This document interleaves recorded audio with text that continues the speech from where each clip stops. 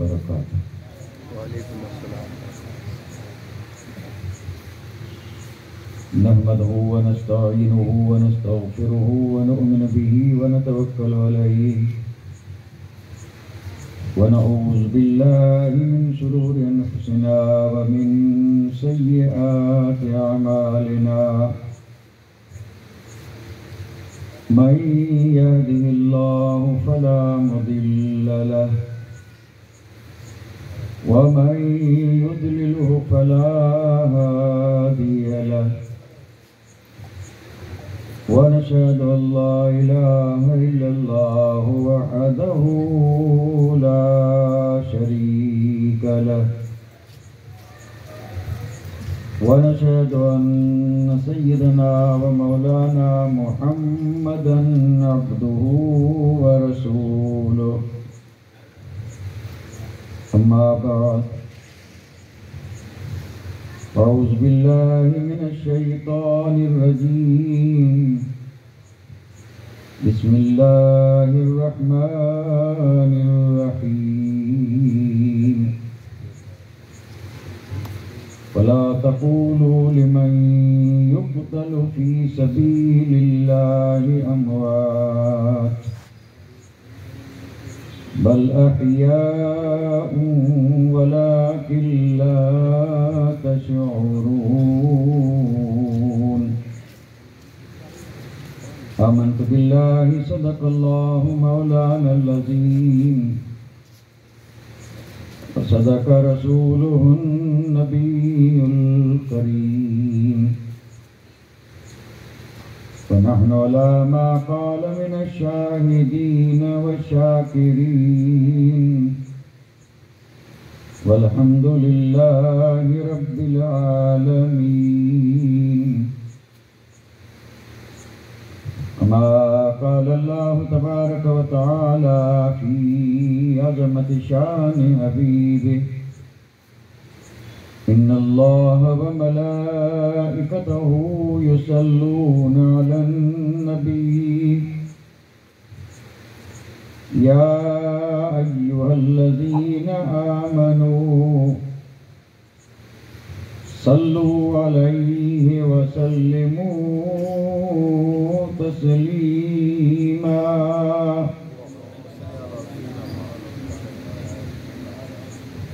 اللهم صل على سيدنا مولانا محمد وعلى آل سيدنا مولانا محمد وبارك وسلم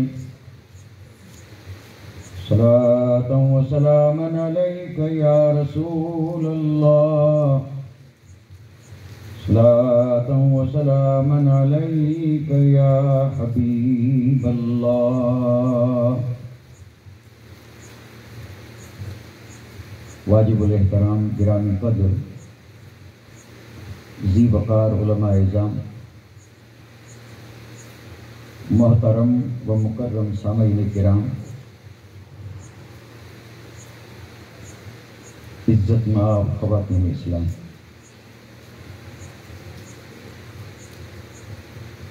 اللہ تبارک و تعالیٰ کے فضل و کرم سے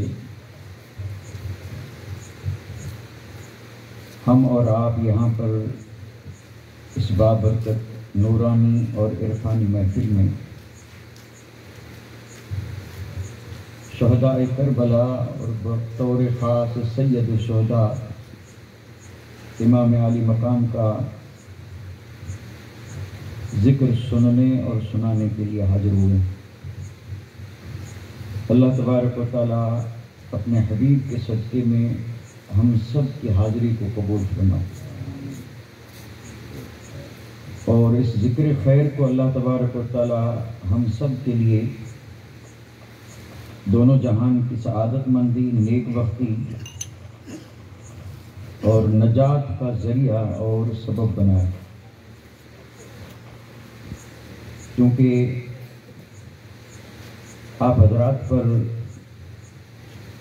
یہ بات واضح ہے کہ گزشتہ شب میں آپ حضرات کی خدمت میں واقعہ کربلا عرض کرنے کی سعادتیں حاصل کر رہا تھا، اور مستند کتابوں سے، مستند روایات جن کا تعلق واقع کربلا سے ہے، ہم اسی کا ذکر کر رہے تھے اور آج بھی اسی واقع کربلا ہی کو ذکر کریں گے، لیکن بڑے اختصار کے ساتھ۔ اور مجھے امید ہے کہ آپ حضرات میں سے گزشتہ شب جو خوش نصیب اس محفل میں موجود تھے، انہیں تو اس بات کا علم ہوگا کہ میں نے یہ واقعہ کہاں پہ چھوڑا تھا، اور جو حاضر نہیں تھے تو ان کی یاد دہانی کے لیے میں بھی انشاءاللہ مختصر سی اس واقعے سے پہلے روشنی ڈالوں گا تاکہ سب کو یہ واقعہ سمجھ میں آ جائے۔ لیکن اس واقعے کو بیان کرنے سے پہلے میں یہ چاہتا ہوں کہ میں خود اپنی طرف سے زینت اسٹیج علماء کرام کی طرف سے اور ہمارے معزز مہمانان کی طرف سے اور آپ تمام سامعین اور سامعات کی طرف سے ہم سب مل کر کے سید الشہداء امام عالی مقام کی عالی بارگاہ میں ایک منظوم خراج عقیدت پیش کر کے چلیں، اور یہ منظوم خراج عقیدت کا ایک حصہ ہے، مکمل نہیں، لیکن چونکہ ہمیں نذران عقیدت پیش کرنا ہے سب کی طرف سے، اللہ قبول فرمائے۔ اور یہ منظوم خراج عقیدت ہے کیا؟ اس میں دو باتیں بڑی نمایاں ہیں، ایک تو سید الشہداء امام عالی مقام کی شان بھی ہے اور آپ کی پہچان بھی ہے۔ صرف اسی منظوم خراج عقیدت کے ان اشعار پر اگر کوئی غور کرے تو انشاءاللہ سید الشہداء امام عالی مقام کی شان بھی سمجھ میں آئے گی اور پہچان بھی ہو جائے گی۔ اگر کسی کو معلوم نہ ہو اور کوئی پوچھے یہ سید الشہداء امام عالی مقام ہیں کون، تو بس اسی کا جواب دیتے ہوئے ایک عاشق نے کہا کہ جو دہکتی ریت کے بستر پہ سویا وہ حسین، جو دہکتی ریت کے بستر پہ سویا وہ حسین، جس نے اپنے خون سے دنیا کو دھویا وہ حسین،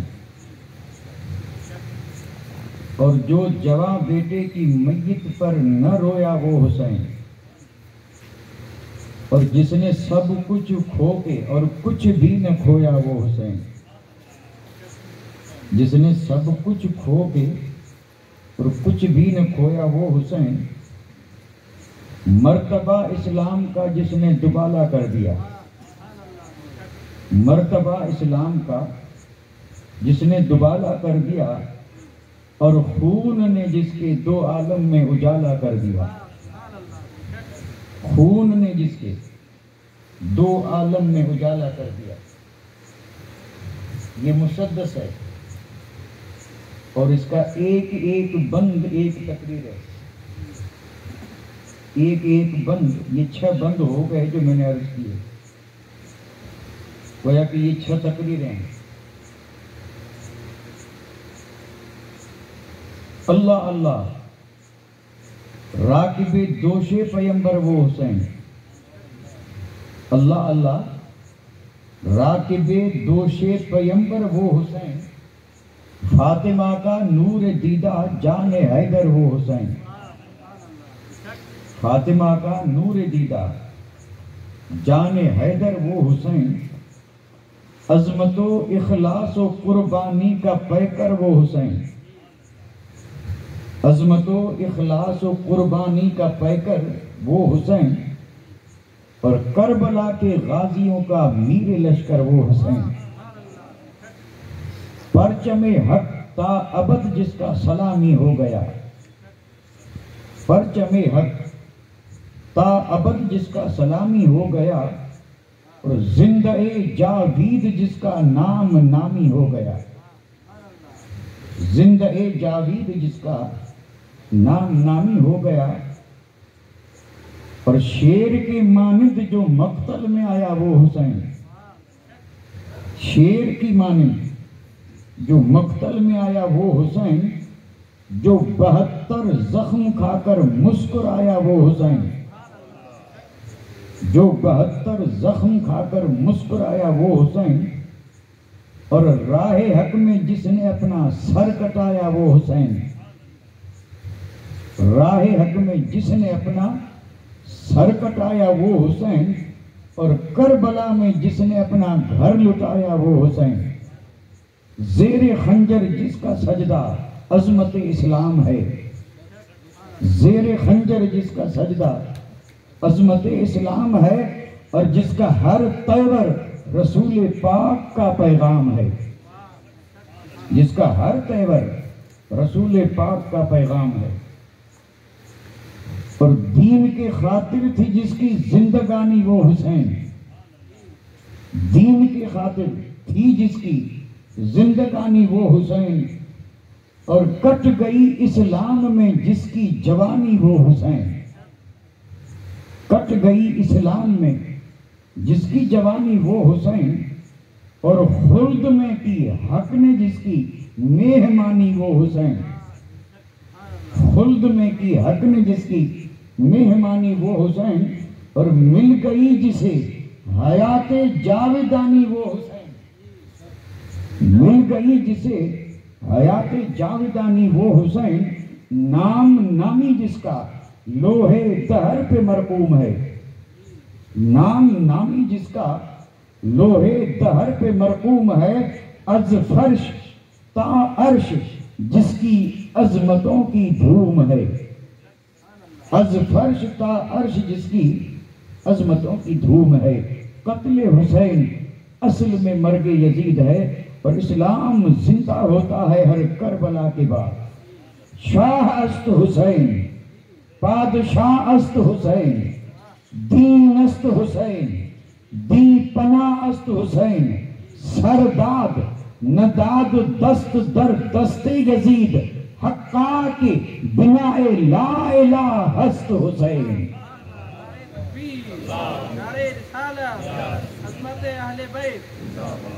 حقا کی بنا لا الہ ہست حسین۔ بڑے خوش نصیب ہیں کہ اللہ تعالیٰ نے محض فضل اور کرم سے آج کی یہ بابرکت شب ہمیں عطا فرمائی، جس میں اللہ تبارک و تعالیٰ کی رحمتیں اور برکتیں جھوم جھوم کے برسیں۔ ہو کوئی خالی دامن لے کے مانگنے والا، اور مانگنے کی طرح مانگے، مرادوں سے دامن بھر دیا جائے گا۔ گزشتہ شب، اور میں ایک بات سا واضح کرتا چلوں آپ پر، سنیے، میں آج یہاں تقریر کے لیے نہیں بیٹھا ہوں، تقریریں ہو چکی ہیں، کوئی تقریر نہیں ہے، اس لیے آپ میری اس گفتگو کو تقریر کے طور پہ نہ سنیں، بلکہ بڑے ادب کے ساتھ، عقیدت اور محبت کے ساتھ سنیں۔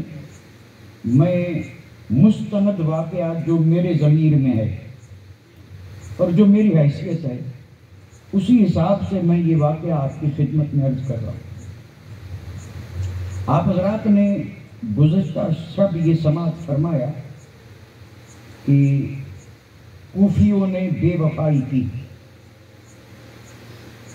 اور پھر ابن زیاد نے، یا ابن زیاد کے حکم سے بڑی بے دردی کے ساتھ امام مسلم کو شہید کر دیا گیا، اور آپ کو اگر قلب غم اور رنج تھا، وہ صرف اور صرف اس بات کا تھا کہ میں نے نواس رسول ابن رسول کو خط لکھ دیا ہے، اور جب خط پہنچے گا تو وہ روانہ ہوں گے۔ ان حالات کا انہیں کوئی علم نہیں، اور جب یہاں پہنچیں تو یہ حال بدل چکا ہے۔ لہذا بس اسی قلق، اسی پریشانی میں آپ روتے ہوئے، اسی رونے کی حالت میں آپ کو بے دردی کے ساتھ شہید کیا گیا۔ اور کل میں نے آپ کو بتایا تھا کہ حضرت امام مسلم کے ساتھ آپ کے 2 ننھے شہزادے، بڑی محبت تھی اپنے والد سے، ساتھ میں آئے، اور جب حضرت مسلم طوعہ نامی عورت کے گھر پہنچے تھے اس وقت، یا ہانی کے گھر تھے اس وقت، آپ نے ان دونوں شہزادوں کو قاضی شریح کے گھر بھیج دیا تھا۔ تو جب حضرت مسلم کی شہادت ہوئی تو یہ دونوں شہزادے قاضی شریح کے گھر تھے۔ اب کوفے کے گلی کوچے میں اعلان ہو رہا ہے، اور یہ ابن زیاد کی طرف سے، کہ مسلم کے ساتھ اس کے 2 بچے آئے تھے، اگر کوئی انہیں پناہ دے گا تو وہ مارا جائے گا، اور اگر کوئی انہیں لا کر کے اور ہماری دربار میں پیش کرے گا تو انعام پائے گا۔ اس طرح کے اعلان جو ہو رہے تھے، اور قاضی شریح نے بھی جب سنا، بے قرار ہوتے، محب اہل بیت تھے، انہیں یقین تھا کہ یہ بدبخت ان شہزادوں کو بھی شہید کریں گے، تو انہوں نے ایک ترکیب سوچی، شاید کہ کامیاب ہوں۔ قاضی شریح نے اپنے بیٹے کو بلایا، دونوں شہزادے انہیں سپرد کیے اور کہا کہ باب العراقین جو ہے وہاں سے ایک قافلہ مدینے جا رہا ہے، دونوں شہزادوں کو لے جائیں، اور اس قافلے میں کئی لوگ ہیں جو محب اہل بیت ہیں، کسی کے حوالے کر دینا، اور ان سے ساری حقیقت بھی بتا دینا کہ یہ کیسے مسافر ہیں اور کس حال میں ہیں، اور انہیں تاکید کر دینا کہ یہ انہیں مدینہ پہنچا دیں۔ اب یہ بیٹا انہیں لے کے چلا، باب العراقین پہ جب پہنچا تو قافلہ نکل چکا تھا، اور دور گرد نظر آ رہی تھی۔ اب اس نے سوچا کروں کیا، ڈر اس کو بھی تھا ابن زیاد کا، تو اس نے اشارہ کر کے ان شہزادوں سے کہا کہ وہ قافلے کی گرد نظر آ رہی ہے، تم بچے ہو دوڑو اور قافلے کے ساتھ مل جانا، اور وہ قافلہ تمہیں مدینہ پہنچا دے گا۔ اب یہ ننھی سی نوری صورتیں دوڑتے رہے اس گرد کے پیچھے، پھر گرد غائب، اندھیرا، ساری رات دوڑتے رہے، اور جب صبح ہوئی تو انہیں بڑی دیواریں نظر آئی۔ وہ کیا جانے یہ اسی شہر کی دیواریں، قضا اور قدر رب کی طرف سے جو لکھا ہے اس میں ذرہ بھی فرق نہیں آ سکتا، ہوتا وہی ہے جو منظور خدا ہوتا ہے، خدا کو منظور یہی تھا۔ تلاش کرنے والے تلاش میں تھے، اور جب انہیں دیکھا تو پوچھا تو یہ سچوں کی اولاد تھی۔ سچوں کی اولاد سچی ہوتی ہے۔ جب ان سے پوچھا تو انہوں نے سچ بتا دیا کہ ہم مسلم کے شہزادے ہیں، اس طرح قافلے کے ساتھ ملنا تھا لیکن نہ مل سکے، قافلہ نکل گیا، رات بھر چلتے رہے، اور پھر اسی در و دیوار، اور یہ شہر وہی کوفے کا شہر تھا۔ اب یہ لے گئے ابن زیاد کے پاس۔ ابن زیاد نے کہا کہ انہیں قید میں بند کر دو۔ کیا جرم تھا صاحب؟ کیا یہ مجرم تھے؟ کیا کوئی گناہ تھا؟ لیکن آدمی پر جب لالچ سوار ہوتی ہے، اور جب آدمی نفس کا غلام بن جاتا ہے، اور جب خدا اور اس کے رسول کا حیا شرم نہیں رہتا، اور آخرت کا خوف نہیں رہتا، تو پھر اس کے لیے کوئی کام مشکل نہیں رہتا، بڑے سے مشکل اور بڑے سے بڑے جرم بھی کر لیتا، جو ہو رہے ہیں آج بھی ہو رہے ہیں، اور آج بھی کئی کلمہ پڑھنے والے کر رہے ہیں، کلمہ وہ بھی پڑھ رہے تھے۔ کتنا بڑا جرم ہے صاحب، ابن زیاد نے قید میں بند کر دیا، اور اس وقت جیلر جو تھا اس کا نام مشکور تھا، بڑا محب اہل بیت۔ اس نے جب اس حقیقت سے آگاہی پائی تو اس نے تہیہ کر لیا، چاہے جس صورت میں اگر میری جان جائے تو جائے، لیکن ان شہزادوں کو بچانا ہے، انہیں مدینہ پہنچانا ہے۔ اس نے اپنے بھائی کو بلا کے انگوٹھی دی اور کہا قادسیہ چلا جا اور فلاں آدمی کے پاس جا کے میری انگوٹھی دکھانا، اور پھر کہنا کہ یہ چمنستان نبی کے مہکتے پھول ہیں اور تمہیں انہیں مدینہ پہنچانا ہے۔ اب یہ جیلر نے انہیں رہا کر دیا، یعنی انہیں رہا کر دیا، اور صبح جب ابن زیاد کو پتا چلا تو ابن زیاد نے اس مشکور نامی جیلر کو قتل کر دیا، اور یہ شہزادے وہاں سے نکلے تو نشانی کے طور پہ انگوٹھی دے کر کے پھر بھی راہ بتا دی گئی، پھر چلتے رہے، پھر چلتے رہے، چلتے چلتے چلتے رات ختم ہوئی، صبح ایک ایسے تالاب کے پاس پہنچے جس میں بہت بڑا درخت تھا، زبردست درخت۔ اب سمجھ بھی رہے تھے کہ پھر پکڑے گئے تو پھر جیل میں ڈالے جائیں گے، تو اسی درخت میں چھپ کر کے بیٹھے، اور اس وقت پانی کا ذریعہ یہی تھا، تالاب ہی پانی کا ذریعہ تھا، پانی کی وہاں بہت قلت تھی۔ ایک عورت آئی، وہ جو پانی کا گھڑا بھر رہی تھی تو اچانک اس کی نظر ان شہزادوں پہ پڑی، اور اس نے دیکھ کر کے ہی پہچان لیا کہ یہاں کے نہیں ہیں، کیونکہ صورتیں ہی بتا رہی تھی جس پر نور برس رہا تھا۔ دونوں شہزادوں سے پوچھا کون ہو؟ کہنے لگے مسلم کے بیٹے، لے چلی، اور اپنی مالکن سے جا کر کے کہا کہ دیکھ یہ ذرا ان کی صورتیں تو دیکھ، یہ ہیں کون اور کہاں کے۔ اور وہ مائی بھی بڑی خوش ہوئی، ادب کیا، تعظیم کی، کھلایا پلایا سلایا۔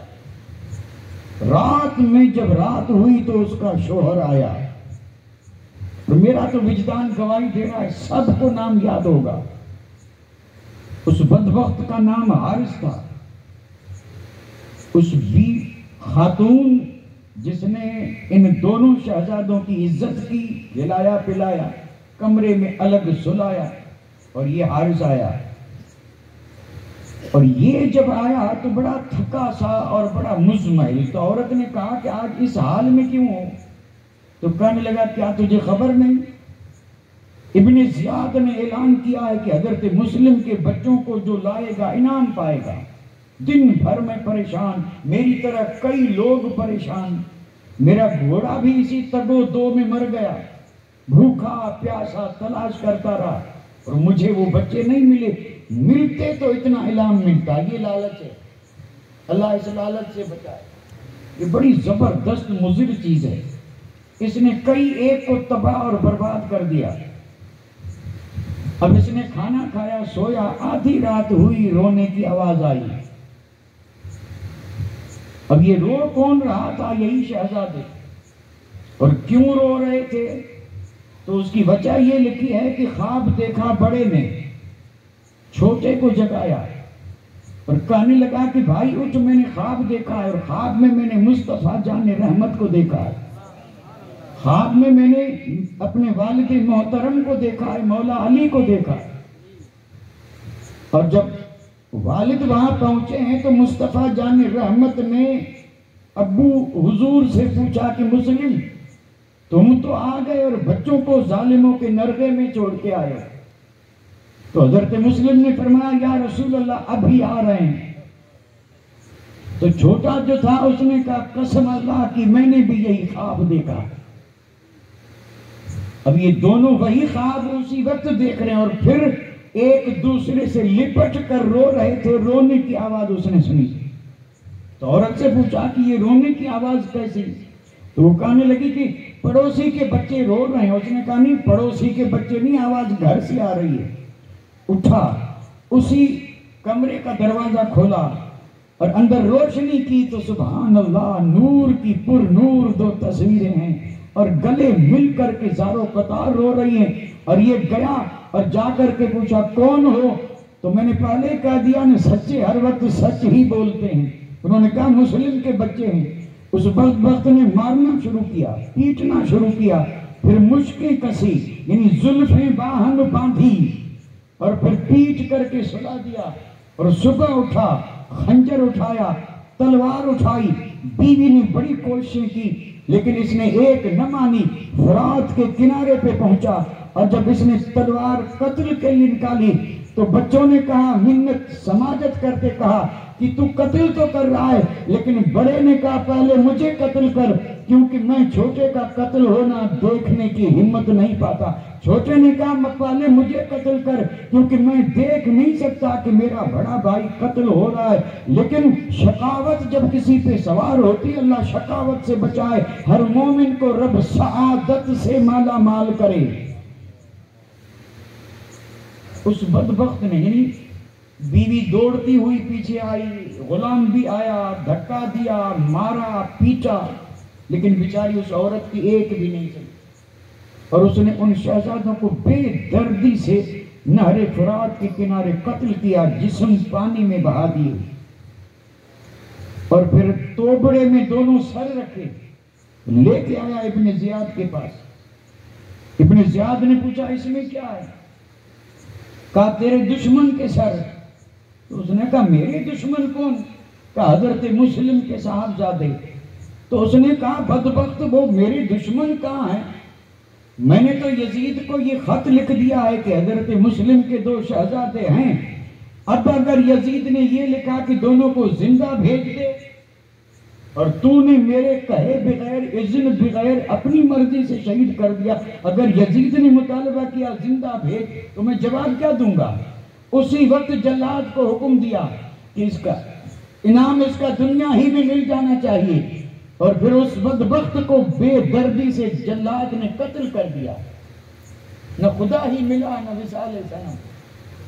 اس طرح نہ ادھر کے رہے نہ ادھر کے رہے، نہ خدا ہی ملا نہ وصال صنم. اندازہ فرمائیں یعنی حضرت مسلم کو بھی بے دردی سے شہید کیا اور دونوں شہزادوں کو. اور یہ شہادت کا واقعہ، ان کی شہادت کا واقعہ 3 ذی الحجہ کو پیش آیا. یہ 3 ذی الحجہ کون سی؟ یہ ہجری سنہ 60 کی، ہجری سنہ 60 کا یہ ذی الحجہ جو اسلامی سال کا آخری مہینہ ہوتا ہے، اس کی 3 تاریخ کو یہ واقعہ پیش آیا. کہاں پہ؟ کوفے میں. اور امام مسلم نے جو خط لکھا تھا وہ بھی امام عالی مقام کو پہنچا مکہ پاک میں اسی 3 تاریخ کو. اسی 3 تاریخ کو پہنچا خط. اور خط میں لکھا تھا جلدی آئیں. امام عالی مقام نے خط پڑھا. خط میں لکھا تھا کہ 40,000 نے بیعت کر لی ہے، حالات سازگار ہیں، انہوں نے قسمیں کھائی ہیں، عہد و پیما کیے ہیں، جان دینے کی قسمیں کھائی ہیں. اب بلا خوف و خطر آ جائیں. اللہ اکبر. امام عالی مقام کو جب یہ خط پہنچا، آپ نے اپنے رفقا اور اہل بیت سے کہا تیاری کرو، ہم کوفہ جائیں گے. تیاری کرو، ہم کوفہ جائیں گے. میں اگر آپ حضرات سے بھی ایک بات پوچھوں تو مجھے یقین ہے کہ ہر مومن اس کا جواب دے سکتا ہے. حج کب پڑھا جاتا ہے؟ ذی الحجہ میں. اور اس کی ابتدا ہوتی ہے ذی الحجہ کی 8 تاریخ سے. خصوصاً حج کے 5 دن ہیں اور 5 دن میں حج مکمل ہو جاتا ہے. یہ 5 دن ہیں اور تاریخ ہے 3 تاریخ کو امام نے تیاری کی جانے کی.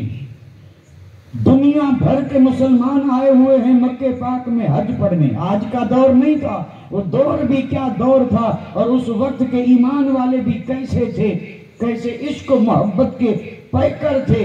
وہ آئے تھے حج پڑھنے. اور مکہ المکرمہ میں دور دور سے آنے والے حاجیوں کے تانتے بندے، بھیڑ ہے. سبحان اللہ. جو بھی آیا جب اسے پتا چلا کہ نواز رسول بھی مکے میں ہیں تو ہر حاجی کہتا کہ اس سال تو حج اکبر ہوگا، اس سال تو حج صرف حج نہیں حج اکبر ہوگا، کیونکہ ہمارا حج اس سال ہوگا نواز رسول کے ساتھ، ابن رسول کے ساتھ، امام حسین کے ساتھ۔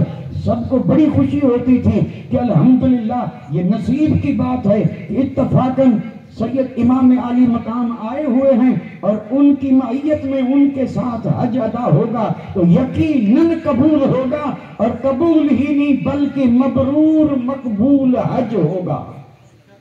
سب کو یہ خوشی تھی، لیکن اچانک جو خبر پھیلی 3 تاریخ کو کہ امام عالی مقام جا رہے ہیں، اب چاروں طرف سے حاجی آئے اور سب یہی استدعا کر رہے تھے کہ امام نہ جا۔ سب یہی کہہ رہے تھے کہ 2-4 دن کے بعد حج کے دن شروع ہو رہے ہیں، آج 3 ہے کہ 4 ہے، اور اس کے بعد 8ویں تاریخ سے حج شروع ہو رہا ہے، بیچ کے 2-4 دن ہیں، مہربانی فرما کے آپ رک جائیں اور آپ ہمارے ساتھ حج ادا کریں اور اس کے بعد جو آپ کی مرضی، لیکن اس وقت آپ اس حج کو چھوڑ کے نہ جائیں۔ ان تمام آنے والوں کا اصرار یہی تھا، سب کا اصرار یہی تھا کہ نہ جائیں، اور امام عالی مقام کا اصرار یہی تھا کہ نہیں جاؤں گا۔ تو یہاں پہنچ کر کے میں عرض کرنا چاہتا ہوں کہ وہ جو آنے والے تھے انہوں نے کہا ہوگا کہ امام قربانی کر کے جائیں، حج پڑھ کے جائیں، 2-4 دن کے بعد حج کے ایام آ رہے ہیں، اتنی بھی کیا جلدی ہے؟ تو امام نے انہیں جواب یہ دیا ہوگا کہ میں آج ہی نکلوں گا کیونکہ مجھے وقت پہ پہنچنا ہے، مجھے معلوم ہے کہ مجھے کہاں کس وقت پہ پہنچنا ہے اور کیوں پہنچنا ہے۔ اور آپ نے جواباً کہا ہوگا کہ تم سب مل کے قربانی کرو، تم اونٹ قربان کرو، میڈے قربان کرو، بکرے قربان کرو، اور میں جگر کے ٹکڑے قربان کرنے چلا ہوں۔ لوگوں نے کہا حج پڑھ کے جائیں، تو آپ نے فرمایا پڑھو اللہ تمہارا حج قبول فرمائے، لیکن یاد رکھنا اگر پڑھوں گا تو پھر حج نہیں رہے گا، تم پڑھو اور میں آنے والی نسلوں کے لیے بچانے جا رہا ہوں۔ وہ لوگ کہہ رہے تھے کہ حج پڑھ کے جائیں، آپ نے فرمایا تم پڑھو میں بچانے جا رہا ہوں۔ یہ جو حج بچا ہے نا، بچایا ہے کسی نے، اور یہ جو قربانیاں ہو رہی ہیں اور ہوتی رہیں گی، یہ قربانیاں بھی کسی کے بچانے سے بچی ہیں، اور بچانے والی ذات نواز رسول کی ذات ہے۔ اور اب اگر کوئی یہاں مجھ سے پوچھے کہ بچانا تب پایا جائے جب کوئی مٹانا چاہتا ہو، اگر کوئی مٹانا ہی نہ چاہے تو بچانے کا کوئی سوال ہی نہیں پیدا ہوتا۔ یہیں سے بالکل معاملہ صاف ہو جاتا ہے کہ یزیدی مٹانا چاہتے تھے اور حسینی بچانا چاہتے تھے۔ یزیدی مٹ گئے اور حسین اور حسینیت زندہ ہو گئی۔ میں اگر اللہ کے فضل سے یہاں تقریر شروع کر دوں نا تو مجھے بڑا اچھا موقع ملا ہے، اتفاق سے اچھا موقع مل گیا، لیکن نہیں، میں تقریر نہیں کروں گا۔ میں آپ سے پہلے وعدہ کر چکا ہوں، میں واقعہ بیان کروں گا۔ اگر تقریر کرنا ہو تو علماء سے پوچھیں، یہاں 2 عنوان سامنے آئے ہیں، حسین، حسینیت، یزید، یزیدیت۔ یہاں حسین یزید کا مقابلہ نہیں، یہاں مقابلہ حسینیت اور یزیدیت کا تھا۔ اب کوئی کیا سمجھے کہ حسینیت کیا ہے، یزیدیت کیا ہے؟ ایک تو ہے امام حسین اور ایک ہے حسینیت اور ایک ہے یزید اور ایک ہے یزیدیت۔ میں اگر اس کو ایک کلمے اور ایک جملے میں سمجھانا چاہوں تو دین کو مٹانا ہے یہ یزیدیت ہے، اور دین کو بچانا ہے یہ حسینیت ہے۔ اب اس سے اور آسان تعریف میرے ذہن میں نہیں ہے، اور اس سے بھی اگر آسان کرنا چاہیں تو ایک جملہ اور عرض کرتا چلوں، دینداری حسینیت ہے اور بے دینی یزیدیت ہے۔ اب ہر مومن ان پاک محافل میں آنے والا اگر سمجھنا چاہے کہ حسینیت کیا ہے، یزیدیت کیا ہے، تو پورے عالم میں، پورے جہان میں، عالم رنگ و بو میں اور گرد و پیش میں ادھر ادھر ذرا غور سے نظر کر کے دیکھے، جہاں دینداری نظر آئے تو سمجھ لے حسینیت ہے، اور جہاں بے دینی ہو تو یقین کر لے کہ یزیدیت ہے، کیونکہ دینداری کا نام حسینیت ہے اور بے دینی کا نام یزیدیت ہے۔ اور جب یہ ہے تو جتنے بھی دیندار ہیں وہی حسینی ہیں، جتنے بھی دیندار ہیں وہی حسینی ہیں، اور جتنے بھی بے دین ہیں وہ، آپ کچھ بولیں گے نہیں کہ یہ بھی میں بولوں، اور میں نہیں بولوں گا، کیونکہ میں بولتا ہوں تو پھنس جاتا ہوں، دینداری حسینیت ہے، جس میں دیکھو بے دھڑک مان لو کہ حسینی ہے، بے دینی یزیدیت ہے، جس میں بھی نظر آئے بھول کر کے بھی حسینی مت کہنا، بھول کر کے بھی مت کہنا حسینی ہے۔ بے دین ہو اور حسینی ہو تو پھر دینداروں کا کون پوچھے گا؟ قسم رب کی، یہ ماں کے کربلا جو ہوا تھا یہ اسی بے دینی اور دینداری کا تھا۔ یزید بے دینی پھیلانا چاہتا تھا اور حسین امام علی مقام اسی دینداری کو بچانا اور پھیلانا چاہتے تھے۔ یزید مٹ گیا، یزیدیت مٹ گئی، حسین زندہ ہے اور حسینیت بھی زندہ ہے۔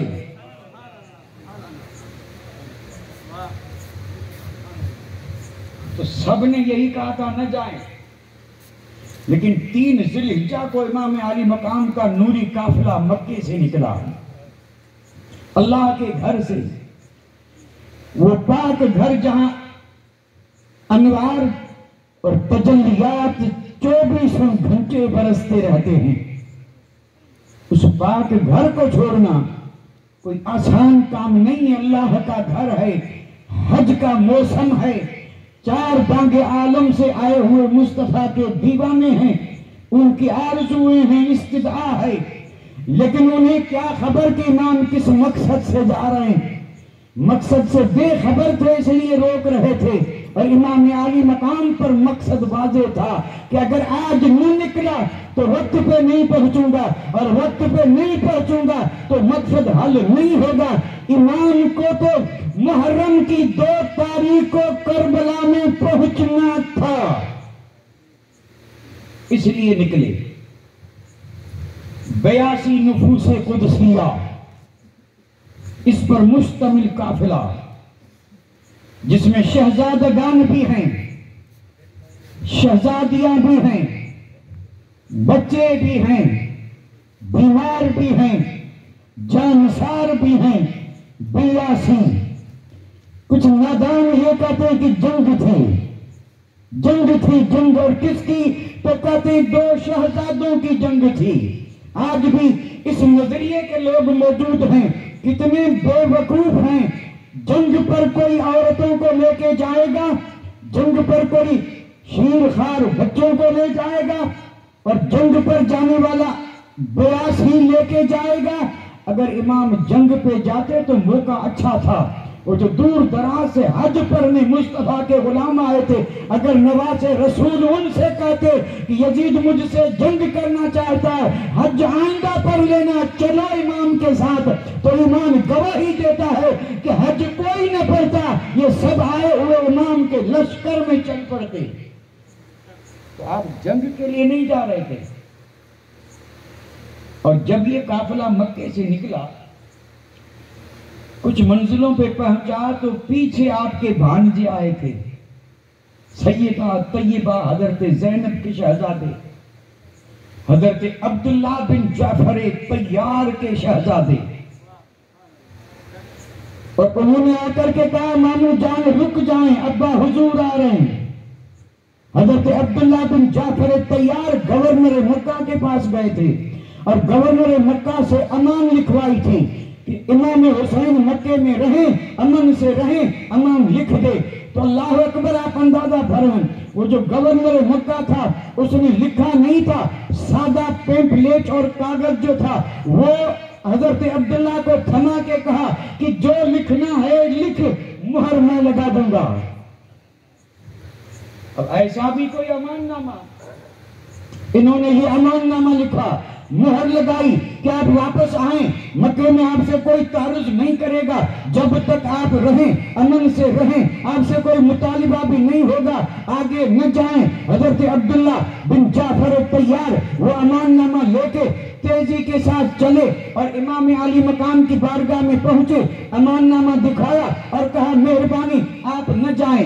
اللہ اکبر، مکے میں تھے تو جلیل قدر بڑے بڑے صحابہ اصرار کر رہے تھے نہ جائیں، حضرت عبداللہ بن عباس کہہ رہے تھے نہ جائیں، اور حضرت عبداللہ بن زبیر کہہ رہے تھے نہ جائیں، اور حضرت جابر کہہ رہے تھے نہ جائیں۔ کتنی عظیم ہستیاں ہیں یہ صحابہ کی، سب کہہ رہے تھے نہ جائیں، آپ نے کسی کی نہیں مانی۔ اور یہ حضرت عبداللہ بن جعفر الطیار امان نامہ لکھوا کے گئے اور کہا نہ جائیں، یہ ہے امان نامہ۔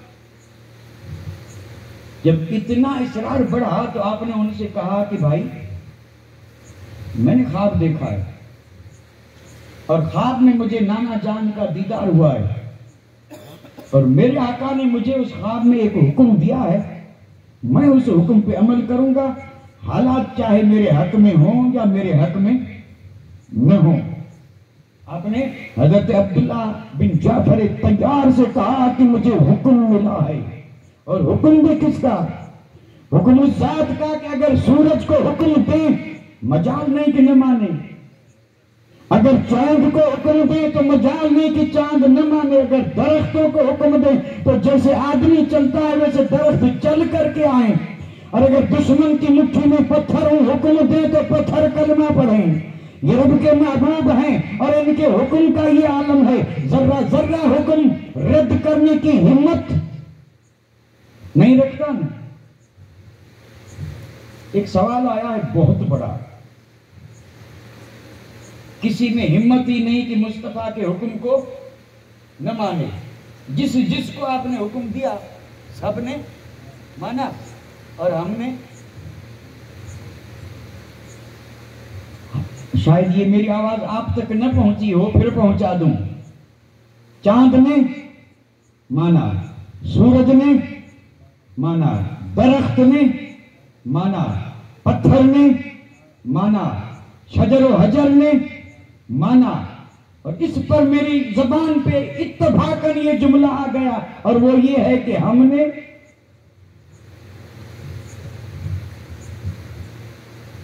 اگر یہاں میں آپ سے کہوں کہ بھئی میں آخر دعویٰ نہ کرتا ہوں، آپ اس پہ ذرا سوچتے رہیں جب تک سوچ سکیں، بات ختم۔ یہ معاملہ ایسا ہی ہے، یہ مقام غور و فکر ہے، کوئی چیز ایسی نہیں جو نہ مانے، اور اگر نہیں مانا ہے تو محبت کا دم بھرنے والوں نے، اور یہ بالکل آشکار ہے پورے زمانے پہ۔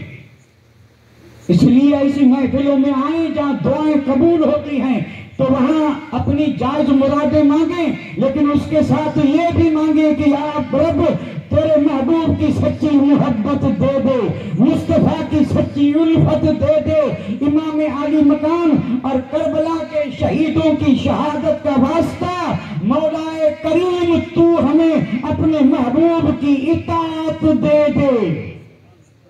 یہ بھی مانگیں کہ اللہ ہمیں اپنے محبوب کی اطاعت دے دے۔ کسی نے حکم نہیں ٹالا ہے تو نواز رسول نے کہا کہ میں جا رہا ہوں اور مجھے میرے آقا نے حکم دیا ہے اور مجھے ایک حکم ملا ہے، میں اسی پہ عمل کروں گا، اور انہوں نے کہا تھا میرے آقا نے مجھے کچھ کہا ہے میں اس پہ، تو حضرت عبداللہ بن جعفر الطیار نے کہا کہ ذرا مجھے بھی تو بتا دیں کہ وہ ہے کیا، معاملہ کیا ہے، معاملہ کیا ہے۔ جب انہوں نے کہا آپ نہ جائیں تو آپ نے کہا 2 قدم بھی چلنے کی طاقت نہیں مجھ میں، 2 قدم بھی چلنے کی طاقت نہیں مجھ میں، عشق کھینچے لیے جاتا ہے، میں کیا جاتا ہوں، فرمایا حسین نہیں جا رہا، عشق کھینچ کر کر کے لے جا رہا ہے، اللہ اکبر۔ اور جب حضرت عبداللہ نے کہا حضور نے کیا فرمایا، نہ تو کسی سے یہ راز فاش کیا ہے، نہ کسی کو بتایا ہے، نہ کسی کو بتاؤں گا، ہاں یہ ضرور ہے کہ میں جاؤں گا۔ نہیں رکے نہیں، امام عالی مقام اس نوری قافلے کے ساتھ بڑھتے رہے، لیکن ابھی کوفے کے حالات کا کوئی پتہ اور کوئی علم نہیں تھا، کوئی پتہ، منزلیں طے کرتے جا رہے ہیں۔ مکہ المکرمہ سے اور کوفے کے بیچ میں جو منزلیں ہیں، جو مشہور جگہیں ہیں، ان میں سے ایک جگہ کا نام ہے مقام ثعلبیہ۔ مقام ثعلبیہ پہ جب پہنچا قافلہ، آپ نے وہاں خیمے نصب کیے، رکے ہوئے ہیں۔ کوفے سے ایک شخص آیا، غالباً نام اس کا بکر اسدی تھا۔ آپ نے جب اسے دیکھا تو آپ نے ارشاد فرمایا کہ بتاؤ کہاں سے آ رہے ہو؟ تو اس نے کہا میں آ رہا ہوں کوفے سے۔ تو آپ نے قریب بلایا اور کہا ذرا کوفے کے حالات تو بتا کہ وہاں کا حال کیا ہے۔ تو اس نے، امام علی مقام نے جب پوچھا تو اب وہ جھوٹ بھی تو نہیں بول سکتا کیونکہ بارگاہ کس کی ہے، تو اس نے آہستہ آہستہ کوفے میں جو کچھ بیتا سب بتا دیا کہ وہاں جتنے بھی یزیدی ہیں سب نے بے وفائی کی، امام مسلم کا ساتھ جوڑا، اور پھر حضرت مسلم اور ان کے دونوں شہزادوں کو شہید کر دیا گیا۔ اب وہاں آپ کی وفا کا کوئی نام و نشان نہیں ہے، وہاں تو سب یزیدی بن گئے۔ امام علی مقام نے جب یہ خبر سنی، حضرت مسلم کی شہادت اور دونوں شہزادوں کی شہادت کی خبر سنی، تو کیا آپ کو تکلیف اور درد نہیں ہوا؟ لیکن صبر کے پیکر بنے ہوئے ہیں، نہ چہرے پہ نہ چشمان مبارک میں غم کا کوئی اثر نہیں۔ خبر سنی اور کسی پہ ظاہر بھی نہیں فرمایا تھا۔ ابھی بکر اسدی سے جدا ہو کر کے آ رہے خیمے کی طرف، جیسے ہی خیمے کے دروازے پہ پہنچے، اتفاق سے حضرت امام مسلم کی شہزادی دوڑ کر کے امام علی مقام کے سامنے جب آئی، میرے امام کی نظر جب اس یتیم بچی کے چہرے پہ پڑی، سارے بند ٹوٹ گئے، چشمان مبارک سے رحمت کے آنسو پھوٹے، آپ رونے لگے۔ تو بچی بھی کسی عام خاندان کی بچی نہیں تھی، وہ کس گھرانے کی بچی تھی۔ جب آنسو دیکھے تو اس نے پھٹ یہی پوچھا کہ چچا جان کہیں میں یتیم تو نہیں ہو گئی؟ اس نے کہا آپ رو رہے ہیں، کہیں میں یتیم؟ آپ اندازہ فرمائیں یہ جملہ جو ہے نا، یہ جملہ کوئی جملہ نہیں ہے۔ اس بچی نے جب پوچھا ہوگا کہ کیا میں یتیم ہو گئی ہوں؟ تو امام علی مقام کو حضرت مسلم کی اس بے کسی اور بے دردی کے ساتھ جو شہید کیا گیا، وہ ساری چیزیں ذہن میں نہیں آئی ہوں گی جو کوفے میں ان پہ بیتی تھی، یا اس سے کوئی درد نہیں ہوا ہوگا، بے شک ہوا۔ تو آپ نے قریب بلا کر کے اس کو ڈھارس بندھاتے ہوئے کہا بیٹی صبر کر، تیرے باپ اور تیرے بھائیوں کو شہید کر دیا گیا۔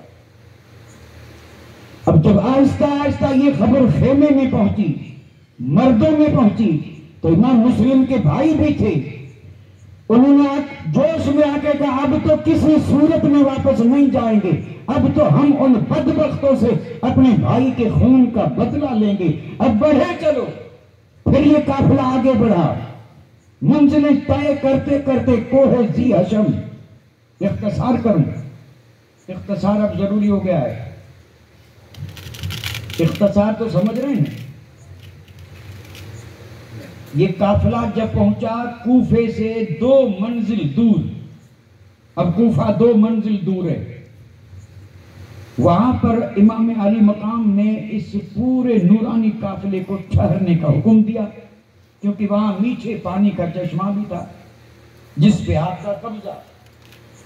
تھوڑی دیر کے بعد کچھ گرد نظر آئی، اور یہ گرد قریب ہوتے ہوتے پتا چلا کہ کچھ لوگ آ رہے ہیں، اور جب یہ بالکل قریب آئے تو پتا چلا کہ فوجی دستہ ہے، اور یہ بالکل قریب آئے تو امام علی مقام نے جب انہیں دیکھا تو انہوں نے سلام کیا، آپ نے جواب دیا، اور آپ نے پوچھا کون ہو، کس لیے آئے ہو؟ اور اس دستے کا سپہ سالار کون ہے؟ تو حضرت ہر آگے بڑھی اور انہوں نے کہا کہ ہم ابن زیاد کے بھیجے ہوئے ہیں، اور ابن زیاد نے ہمیں یہ کہا ہے کہ نواز رسول ابن رسول حسین رضی اللہ تعالیٰ عنہ کوفے آ رہے ہیں، لہذا تم جاؤ اور جہاں بھی ملے اسے نہ تو واپس جانے دو اور نہ کوفے میں آنے دو، میرا دوسرا حکم نہ پہنچے تب تک اسے روکے رکھو۔ حالانکہ میری مرضی نہیں تھی، لیکن چونکہ حکومت اس کے ہاتھ میں ہے، مجھے جان کا بھی خطرہ، خاندان کا بھی خطرہ، اس لیے اے ابن رسول میں آپ کا دشمن نہیں، محب ہوں، میں نہ چاہتے ہوئے آیا ہوں۔ اور ہر واقعی محب رسول تھا، محب مولا امام حسین تھا۔ اگر یہ محب نہ ہوتا تو جب تک یہ امام علی مقام کے ساتھ رہا، نماز کا وقت ہوا شہزادوں نے اذان دی، اور جب جماعت کا وقت ہوتا تو امام علی مقام پوچھتے ہو اپنے فوجیوں کو نماز الگ پڑھاؤ گے یا میرے پیچھے پڑھو گے؟ تو ہر کہتا ہے ابن رسول آپ جیسا امام برحق موجود ہو اور ہم امامت کریں یہ ممکن ہی نہیں، ہم آپ کے پیچھے آپ کی اقتدا میں نماز پڑھیں گے۔ اقتدا میں نمازیں ہوتی رہی، پانی پہ قبضہ امام علی مقام کا تھا، اگر پانی انہیں نہ دیتے تو وہ بالکل پریشان ہو جاتے، لیکن آپ نے اسی دن یہیں سے یہ ثابت کر دیا کہ پانی پلانا حسینیوں کا کام ہے اور پانی بند کرنا یہ یزیدیوں کا کام ہے۔ اب حضرت حر نے کہا کہ مجھے تو سخت حکم دیا گیا ہے اور میری یہاں پر نگرانی ہو رہی ہے، میرے ساتھ جاسوس بھی ہے، اگر میں ذرا سا بھی رو رعایت کروں گا تو یہ اسی وقت خبر ابن زیاد کو پہنچا دیں گے، اب میں کروں کیا؟ تو امام علی مقام سے اس نے ایک تجویز پیش کی تھی۔ تجویز اس نے کیا کہا؟ اس نے کہا کہ آپ اہل بیت ہیں، ہم آپ کے غلام ہیں، باقی تو ہم کوئی زیادتی نہیں کر سکتے، میں ایک عریضہ پیش کر رہا ہوں، رات آ رہی ہے اور جب رات آئے گی تو میں اپنے ان سپاہیوں سے کہوں گا کہ یہ خاندان کتنا اونچا ہے، اس میں شہزادیاں بھی ہیں، لہذا ہم اپنے خیمے ان سے ذرا دور نصب کریں گے اور آپ ہم سے دور خیمے گاڑ دینا، اور فرمایا جب یہ تھکے ہارے سب سو جائیں تو پھر آپ اپنے قافلے کے ساتھ جدھر چاہیں چلے جائیں۔ امام علی مقام نے فرمایا تجویز اچھی ہے، تجویز لاکھ کوئی کرے، تدبیر لاکھ کوئی کرے، مگر کیا ہوتا ہے؟ ہوتا وہی ہے جو منظور خدا ہوتا ہے۔ جب یہ سارے سو گئے تو امام علی مقام نے اپنے قافلے کو کوچ کا حکم دیا، قافلہ چلا، بیچ میں آپ نے انا للہ و انا الیہ راجعون پڑھا، اور جب پڑھا تو آپ کے ایک شہزادے نے کہا ابا حضور اس وقت یہ انا للہ انا الیہ راجعون پڑھنے کا مطلب کیا ہے؟ آپ نے فرمایا میں نے خواب دیکھا کہ کوئی کہنے والا کہہ رہا ہے کہ قافلہ آگے بڑھ رہا ہے اور شہادت ان کا انتظار کر رہی ہے، تب میں نے پڑھا انا للہ و انا الیہ راجعون، اب یہ قافلہ بڑھتا رہا، امام علی مقام اس میں جو جانکار تھے ان سے پوچھتے رہے اب ہم کہاں پہنچے؟ جہاں پہنچے اس جگہ کا نام کیا ہے؟ لوگ نام بتاتے رہے، نام بتاتے رہے، اور آپ فرماتے رہے نہیں، اور آگے بڑھو اور آگے بڑھو، اور جب آئی یہ زمین کربلا، کربلا کا میدان جب آیا، آپ نے پوچھا کہاں پہنچے ہیں؟ تو لوگوں نے کہا کربلا میں، فرمایا بس منزل آ گئی، رکو، اور روایتوں سے ثابت ہے کہ آپ نے وہاں چھڑی سے یوں نشان لگا کر کے فرمایا یہاں خیمے نصب ہوں گے، یہاں سواریاں باندھی جائیں گی، یہاں جگر کے ٹکڑے شہید ہوں گے، ساری چیزیں آپ نے بتا دی۔ پتا چلا کہ امام علی مقام پر کوئی چیز پوشیدہ نہیں تھی۔ آپ روایتیں اٹھا کر کے دیکھیں، آپ نے فرمایا یہ ہمارے سواریوں کے بیٹھنے کی جگہ، ھذا محط رحالنا ھذا مقتل رجالنا، آپ نے فرمایا یہاں شہید ہوں گے، یہاں جنگ ہوگی، یہاں خیمے نصب ہوں گے، یہاں سواریاں بٹھائی جائیں گی۔ فرمایا رک جاؤ، حسین جس منزل کے لیے چلا تھا اور اتنی بڑی عمر، طویل عمر، جس مقصد منزل پر جس جگہ کا انتظار تھا، آج وہ جگہ آ گئی، لہذا سورج طلوع ہوا، امام علی مقام کا قافلہ قافلہ کربلا میں پہنچا، اور یہ تاریخ تھی محرم کی 2 تاریخ سن 61 ہجری، محرم کی 2 تاریخ سن 61۔ ہمارے تو کچھ لوگ یہ بھی نہیں جانتے کہ اس وقت سن ہجری کون سا ہے، حالانکہ ہم اس کا ذکر بھی کر چکے ہیں، اللہ کرے یاد رہے۔ میرے آقا کی ہجرت کو اس وقت 61واں برس شروع ہوا تھا، 60 برس پورے ہو چکے تھے، اور یہ محرم سے ہمارا سال شروع ہوتا ہے۔ 2 تاریخ تھی، آپ پہنچے کربلا کے میدان میں، اب وہاں خیمے نصب کیے جا رہے ہیں، اور وہیں پر آپ نے کیا کیا، سواریاں بھی بچھائی اور وہیں رہنے کا ارادہ کیا۔ ادھر حال یہ تھا، اور ادھر ابن زیاد نے کیا کیا، لشکر پہ لشکر، اور آپ بارہا سن چکے ہیں کہ 22,000 کا لشکر نہر فرات کے کنارے پہ آ کے جمع ہو گیا۔ ادھر 82 ہیں، ادھر 22,000 کا لشکر ہے، اس میں بچے بھی ہیں، شہزادیاں بھی ہیں، بیمار بھی ہیں، اور اتنے مختصر قافلہ، پردیسی ہیں، وطن سے دور ہیں، اور نہ کھانے کے لیے نہ پینے کے لیے، اور ادھر 22,000 کا لشکر۔ مطالبہ یہ تھا، جو بھی دستہ آیا اس نے یہی کہا، ابن زیاد نے خط بھیجا ہے یزید کی بیعت کریں، ابن زیاد نے خط بھیجا ہے یزید کی بیعت کریں، اگر بیعت کریں گے تو بچ جائیں گے، اور نہیں کریں گے تو پھر جنگ کریں، جو جیتے بازی اسی کی۔ آپ دیکھیں، یہ 2 تاریخ سے لے کے اور 10ویں تاریخ کی شام تک مطالبہ یہی تھا کہ آپ یزید کی، اور ادھر حال کیا تھا، لیکن پھر بھی استقامت کا حال یہ ہے کہ پائے استقامت میں ذرا سا بھی لغزش نہیں آئی۔ آپ کا جواب ایک ہی تھا، اس لیے دنیا بھی حیرت میں ہے کہ اپنے موقف پہ اگر کوئی سب سے زیادہ مضبوط مستحکم ذات رہی ہے تو وہ امام عالی مقام کی ذات ہے۔ مدینے سے لے کے اور شہادت تک امام عالی مقام اپنے موقف سے ایک بال برابر بھی نہیں ہٹے۔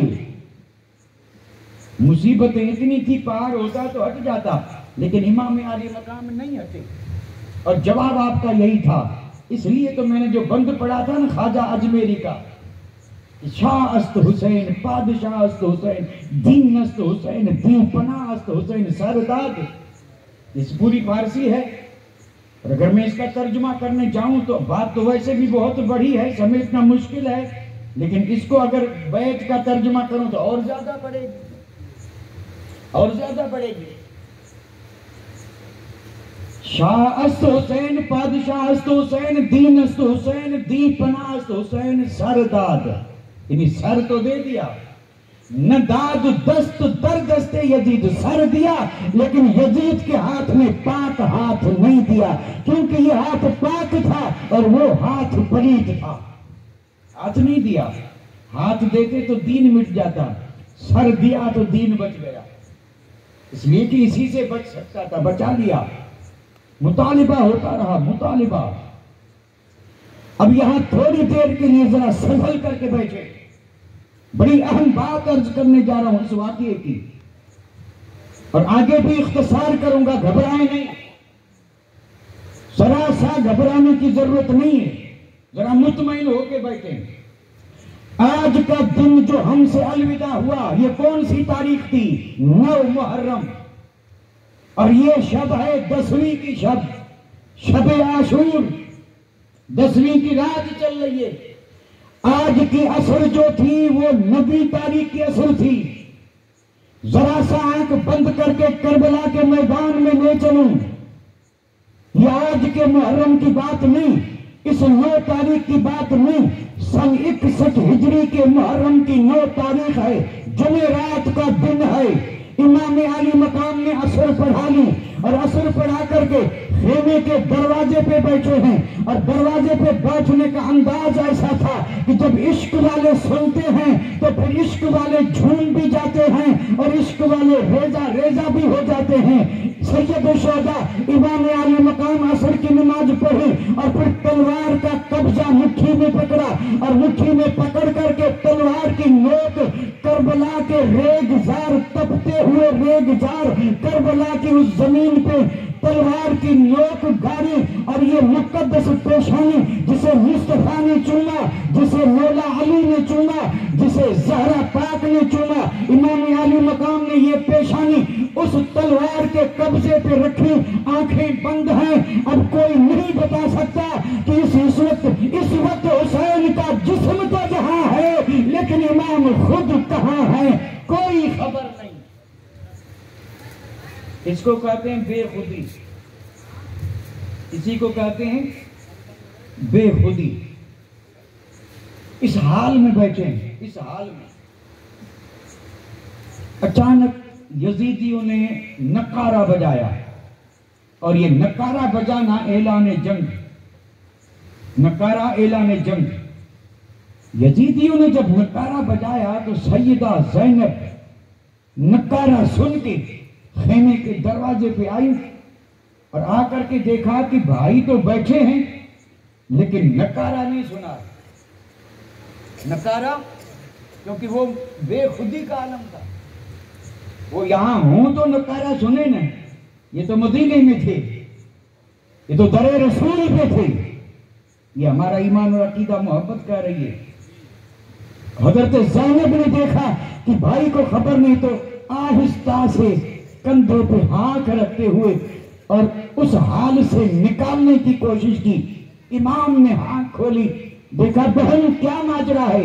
فرمایا بھائی یزیدیوں نے جنگ کا نکارہ بجا دیا اور آپ اس حال میں بیٹھے۔ آپ نے فرمایا جنگ کا نکارہ؟ آپ نے حضرت عباس علمدار کو بلایا، فرمایا جا یزیدیوں سے پوچھ نکارہ کیوں بجایا؟ اور جب حضرت عباس گئے تو یزیدیوں نے کہا دیکھو 2 تاریخ سے لے کے اور 9 تاریخ تک 22,000 کا لشکر آ چکا ہے اور آپ سے مطالبے پہ مطالبہ ہو رہا ہے، اور آپ جب بیعت نہیں کر رہے ہیں تو پھر جنگ تو کیا ہوگی؟ 22,000 سے آپ کیا جنگ کریں گے؟ لہذا ہم نے سوچا کہ بس عصر مغرب کے بیچ میں معاملہ پورا ہو جائے، ہم جنگ کرنے کے لیے تیار ہیں، یا تو کریں بیعت یا پھر جنگ کریں۔ ہم نے نکارہ بجا دیا۔ حضرت عباس لوٹ کر کے آئے اور آ کر کے کہنے لگے کہ یزیدیوں نے جواب یہ دیا ہے۔ آپ زیر لب مسکرائے، سبحان اللہ، اللہ اکبر۔ آپ نے فرمایا بھائی یزیدیوں سے جا کے کہہ دے کہ انہیں پتہ نہیں ہے اس وقت جنگ نہیں ہوگی، انہیں کیا خبر کہ جنگ کب ہوگی؟ ان سے جا کے کہہ دے کہ اب عصر سے مغرب کے بیچ میں جنگ نہیں ہوگی۔ کیوں نہیں ہوگی؟ تو آپ نے فرمایا عمر کی آخری رات ہے، جنگ کی نہیں جاگنے کی رات ہے۔ آپ نے فرمایا یہ جو خیمے میں دیکھ رہے ہو یہ شہزادے جو ہیں اور یہ جو جانثار ہیں اور میں ہوں، آج ہماری عمر کی آخری شب ہے، یہ رات ہم دیکھیں گے، اس کے بعد ان آنکھوں سے آنے والی رات نہیں دیکھیں گے، یہ شب ہماری عمر کی آخری شب ہے۔ یزیدیوں سے کہہ دو اس وقت جنگ نہیں ہوگی، جنگ ہوگی مجھے معلوم ہے کب ہوگی، جا کے پیچھے بیٹھ جاؤ، آج ہم جنگ نہیں کریں گے کیونکہ عمر کی آخری رات ہے اور ہم جی بھر کے رب کو سجدے کریں گے، جی بھر کے تلاوت کریں گے، جی بھر کے تسبیح پڑھیں گے، رات بھر جاگیں گے اور جاگ کر کے خدا کو راضی کریں گے۔ اور یزیدیوں سے کہہ دو کل جمعے کا دن جب نکلے گا تو پھر جنگ ہوگی۔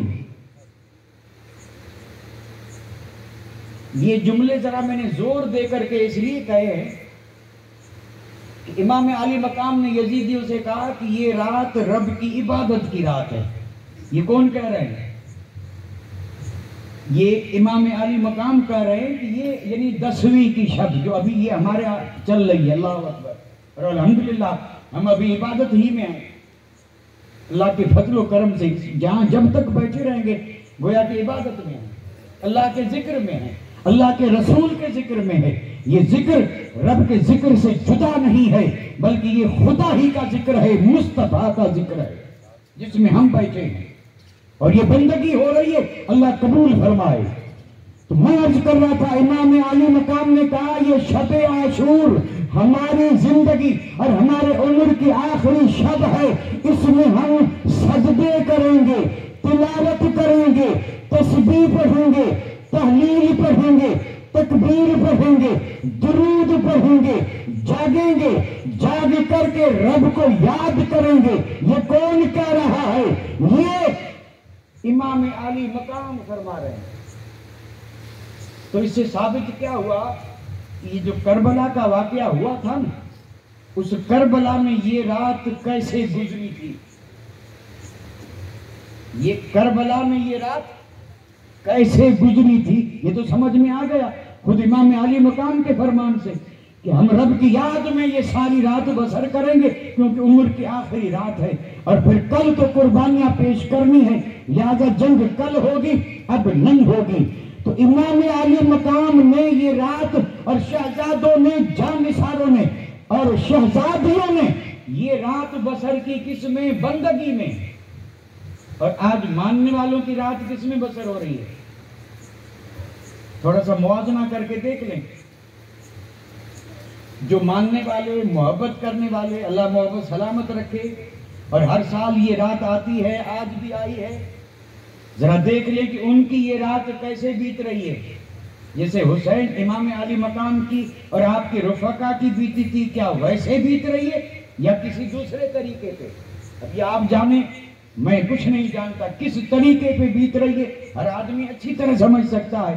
امام علی مقام نے تو طے کر دیا، فرما دیا کہ یہ رات بندگی کی رات ہے، یہ رات تلاوت کی رات ہے، یہ رات تسبیح و تحلیل کی رات ہے۔ تو ہونا تو یہ چاہیے کہ جتنے بھی سچے حسینی ہیں وہ رات بھر یہی کام کرتے رہے، کیونکہ امام علی مقام نے کام یہی کیا۔ تو یزیدیوں نے بات مان لی، کہا ٹھیک ہے، کل صبح ہونے میں دیر کتنی؟ تو جنگ نہیں ہوئی، پڑھی گئی مغرب، مغرب پڑھ کر کے آپ نے سب کو بلایا، شہزادگان کو، رفقا کو، جانثاروں کو، سب کو بلایا، اور بلا کر کے آپ نے ان کو یوں فرمایا کہ یہ یزیدی میرے خون کے پیاسے ہیں، آپ سے ان کی کوئی عداوت نہیں ہے، لہذا میں تمہیں بڑی خوشی سے اجازت دیتا ہوں کہ اندھیرا ہو چکا ہے، آپ جدھر چاہیں ایک ایک کر کے چلے جائیں، اور میں جب اکیلا رہوں گا تو ان کا تو کام مجھ سے ہے، مجھے شہید کریں گے، لیکن آپ جا سکتے ہیں۔ آپ موقع اچھا تھا یا نہیں؟ یعنی اس طرح حالات بالکل بگڑ چکے ہوں، یقین ہو چکا ہو کہ کل جنگ ہوگی، 22,000 کا لشکر ہے، اور پھر اگر یہ کہا جائے کہ جو جانا چاہے وہ، تو اگر آج کا کوئی عاشق ہوتا تو خیمے میں صرف امام رہتے، لیکن چونکہ وہ سچے تھے، ایک بھی نہیں اٹھا، ایک بھی نہیں۔ تو آپ نے فرمایا بھائی تم جواب کیوں نہیں دیتے، اٹھتے کیوں نہیں؟ اگر تمہیں یہ ہو کہ شرم کے مارے نہیں اٹھتے ہو، یا یہ کہ قیامت کے دن کیا ہوگا، تو فرمایا قیامت کے دن کی ذمہ داری میں لے رہا ہوں، آپ چلے جائیں۔ پھر بھی کوئی نہیں اٹھا۔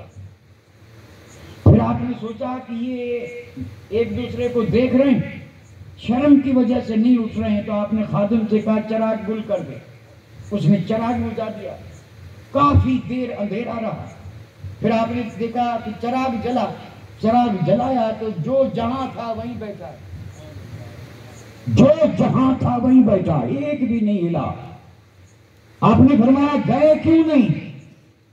تو دیوانوں کا جواب یہ تھا کہ جانا کام ہمارا نہیں ہے، جانے والا کوئی اور ہے، ہم آئے اس لیے ہیں کہ آپ کے قدموں پہ سر قربان کر دیں، ہم آپ کو تنہا چھوڑ کے نہیں جا سکتے۔ اور جب سب نے اس طرح محبت اور عقیدت کا اظہار کیا تو آپ نے فرمایا جاؤ اور جا کے رب کو یاد کرو۔ اب یہ 9 تاریخ کی عصر اور مغرب کے بعد کا واقعہ ہے، محرم الحرام کی 10ویں تاریخ جمعے کا دن فجر کی نماز پڑھی گئی، اور دن جب طلوع ہوا تو یزیدیوں نے نکارہ بجایا، اور یہ نکارہ بجا تھا جنگ کا۔ پھر آپ بارہا سن چکے ہیں، اب جنگ شروع ہوئی۔ اس وقت کی جنگ اور آج کی جنگ میں زمین و آسمان کا فرق ہے۔ اس وقت جنگ یوں ہوتی تھی، ایک لشکر ادھر ہے، دوسرا ادھر ہے، بیچ میں خالی میدان ہے، اور اعلان جنگ جب ہوتا تھا تو پہلے سب یوں گتھم گتھا نہیں ہوتے تھے، پہلے ایک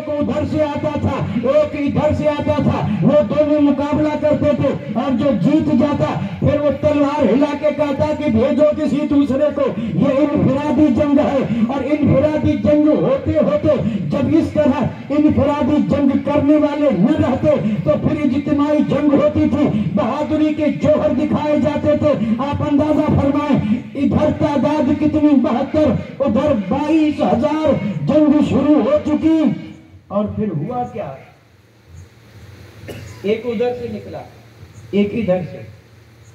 ادھر سے جو نکلا وہ گرا اور گیا اور پھر جو ادھر سے آئے وہ کہہ رہے حل من مبارز ہے کوئی. پھر آیا دوسرا پھر مقابلہ ہوا. یہ انفرادی مقابلہ تھا جس کا ذکر ہمیشہ لوگ اپنے اپنے انداز میں کرتے ہیں. یہ حضرت کلب واپی گئے, مسلم اور سجا گئے, حضرت قاسم گئے اور یہ فلاں فلاں شہزادے گئے, فلاں جانثار گئے.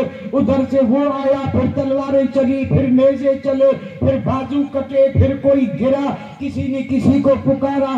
جنگ شروع ہو گئی اور یہ منظر ہے. امام عالی مقام ہیں, ایک ایک کو سجا کے ہتھیار پہنا کے بھیجتے ہیں اور پھر وہ میدان میں جا کے جنگ کر رہا ہے. اعضاء کٹ رہے ہیں, خون کے پھوارے اڑ رہے ہیں اور جب کئی ایک کو ختم کر کے جب وہ حسینی شہید ہوتا تو امام اعظم امام عالی مقام دوڑتے اور اس کی لاش کو اٹھا کے خیمے کے سامنے رکھ کے اور دوسرے کو ہتھیار پہنا کے بھیجتے. صبح سے لے کے دوپہر تک یہ سلسلہ چلا. کتنی لاشیں اٹھائی, ایک اٹھا کے لائے دوسرے کو بھیجا. پہلے 50 جانثار شہید ہوئے اور اس کے بعد 17 شہزادے جس میں آپ کے بھائی بھی ہیں, بھتیجے بھی ہیں, بیٹے بھی ہیں, بھانجے بھی ہیں. یہی سب جگر کے ٹکڑے ہیں اور ان سب کے ناموں سے الحمدللہ ہر محب اہل بیت واقف ہے. نکاحوں کے سامنے اتنی زبردست پیار و محبت والی ہستیاں نکاحوں کے سامنے زخمی ہو رہے ہیں. یا امتا ہو ادرکنی کی صدا آ رہی ہے, یا ابا ہو ادرکنی کی صدا آ رہی ہے. کوئی یہ کہہ رہا ہے کہ میرے چاچا میری خبر لیں, کوئی کہہ رہا ہے کہ میرے ابا میری خبر لیں. قربان جاؤں اس ابا کی ہمت پر, استقلال پر کہ اتنی ہمت رب نے دی تھی کہ صدا سنتے دوڑ کر کے جاتے. پیاسا ہے تو انگوٹھی منہ میں رکھتے اور اگر نہیں تو پھر تسلی دیتے کہ صبر کر تیرے لیے کوثر کا جام تیار ہے. ایک ایک کر کے جب یہ سارے شہید ہو گئے اب کون بچا؟ 2. ایک امام زین العابدین جن کا نام ہے علی اوسط. امام علی مقام کے فرزند 3, تینوں کے نام علی اور پہچان کے لیے ایک علی اکبر یعنی بڑا علی, علی اوسط منجھلا علی, علی اصغر چھوٹا علی. علی اکبر بھی شہید ہوا, علی اصغر بھی شہید ہوا اور یہ سب پر روشن ہے کہ وہ کیسے شہید ہوئے. اور بچا کون؟ زین العابدین سجاد جو بیمار تھے. جب کوئی نہ رہا ان سے اٹھا بھی نہیں جاتا تھا, سہارے سے اٹھے, ہاتھ میں لاٹھی تھی, بڑے ضعیف ناتواں کمزور تھے. امام علی مقام سے کہنے لگے ابا حضور میرے ہوتے ہوئے آپ شہید نہ ہو, پہلے مجھے جانے دے. امام علی مقام نے کہا بیٹا اب تجھے اجازت نہیں دوں گا, اس لیے کہ تجھ ہی سے میری اولاد چلے گی, اگر تو شہید ہوا تو حسینی کہاں سے آئیں گے. آپ نے فرمایا میرے سینے میں امانتیں ہیں جو میرے نانا نے اور میرے ابا حضور نے مجھے سپرد کی ہیں, اگر تو شہید ہوا تو یہ امانتیں کسے سپرد کی جائیں گی؟ جس مسند پہ میں ہوں میں تو شہید ہو رہا ہوں, اگر تو بھی شہید ہوا تو اس مسند پہ کون بیٹھے گا؟ اور اگر تو بھی شہید ہوا تو ان شہزادیوں کو پھر حفاظت سے مدینے کون پہنچائے گا؟ آپ نے فرمایا تجھے اجازت نہیں ہے, خود میں جا رہا ہوں. اب امام علی مقام نے تیاری کی. تیاری میں کیا کیا آپ نے؟ مصری ابا زیب فرمائی میرے اور آپ کے آقا تاجدار مدینہ کا امامہ شریف سر پہ رکھا، حضرت امیر حمزہ کی ڈھال اٹھائی، مولا علی والی ذوالفقار اٹھائی، یہ ہے اسلحہ، پہن کے ہوئے تیار، اور تیار ہو کر کے آئے خیمے میں۔ اللہ اکبر، بس یہ جو بات ہے، خیمے میں جب آئے اور خیمے میں آ کر کے آپ نے حضرت زینب، حضرت سکینہ، امام زین العابدین، ان سے آپ نے کہا کہ آئیے اور آخری دیدار کر لیجیے، آئیے اور آخری دیدار کر لیجیے۔ اب میں جا رہا ہوں میدان کارزار میں۔ اب یہ جو یہاں پر یہ جو بیان ہے، اس کو الفاظ کا جامع نہیں پہنایا جا سکتا، کیونکہ الفاظ ہی نہیں ہے۔ کچھ لوگ کوشش ضرور کرتے ہیں، لیکن وہ بھی اس حقیقت کو کما حقوں بیان نہیں کر سکتے، نہیں کر سکتے بھائی، کیوں، کیسے کر سکیں گے؟ آپ صرف اتنا ہی سوچ لیں کہ امام علی مقام نے جب سیدہ سکینہ سے کہا ہوگا کہ بیٹی اب میں شہید ہونے جا رہا ہوں اور اپنے والد کا چہرہ جو ہے اس کا دیدار کر لے، اب تیرے لیے یتیمی کا داغ آ رہا ہے، تیار ہو جا، میں جا رہا ہوں، اب واپس اس حال میں نہیں آؤں گا۔ اب آپ اندازہ کریں، پردے سے سب شہید ہو چکے ہیں، ایک بیمار ہیں جو بستر پہ ہیں، 22,000 خونخوار اور ان یزیدیوں کا لشکر ہے جنہیں نہ شرم ہے نہ حیا ہے، اور یہ قافلہ ہے اور اوپر رات آ رہی ہے اور یہ درندے، تو آپ بتائیے ان کے اندر دلوں میں کس طرح کے حالات خیالات ہوں گے، کوئی بیان نہیں کر سکتا اور کوئی برداشت بھی نہیں کر سکتا۔ اس لیے میں یہاں صرف ایک بند پڑھوں گا اور آگے بڑھ جاؤں گا۔ امام علی مقام نے کہا ہو آخری دیدار کر لو، اور پھر آپ نے وصیت بھی فرمائی، نصیحت بھی فرمائی، فرمایا صبر کا دامن مت چھوڑنا، امتحان ہے، امتحان میں کامیابی حاصل کرنا ہے۔ آپ نے سب سے جدا جدا ملاقات بھی کی، دیدار بھی دیا، وصیت بھی فرمائی، ایک ایک کو تسلی دی، فرمایا گھبرانا مت، یہ امتحان رب کی طرف سے ہے، میں اپنے مقصد کو حاصل کرنے جا رہا ہوں اور مجھے تمہاری طرف سے بھی حوصلہ افزائی ملنی چاہیے۔ قربان جاؤں ان بچیوں پر، ان شہزادیوں پر، اس عالم میں بھی انہوں نے پاؤں پکڑ کر کے امام کو جانے سے نہیں روکا۔ سکینہ جسم سے لپٹ کر کے یہ نہیں کہہ رہی تھی کہ میں نہیں جانے دوں گی، زینب نے بھی آگے بڑھ کر کے راستہ نہیں روکا تھا کہ میں نگاہوں کے سامنے آپ کے جسم پاک پہ تیروں تلواروں کے زخم ہوتے بہن ہوں دیکھ نہیں سکتی۔ یہ کسی عام عورت کی بات نہیں تھی، یہ سیدہ زینب ہیں۔ امام نے جب صبر کی تلقین کی تو آنسو تو اگرچہ روا دوا تھے، لیکن فرمایا بھائی جا، ہم انشاءاللہ صبر سے کام لیں گے، کیونکہ یہ گھرانہ ہی صبر والا تھا، صبر والا گھرانہ تھا۔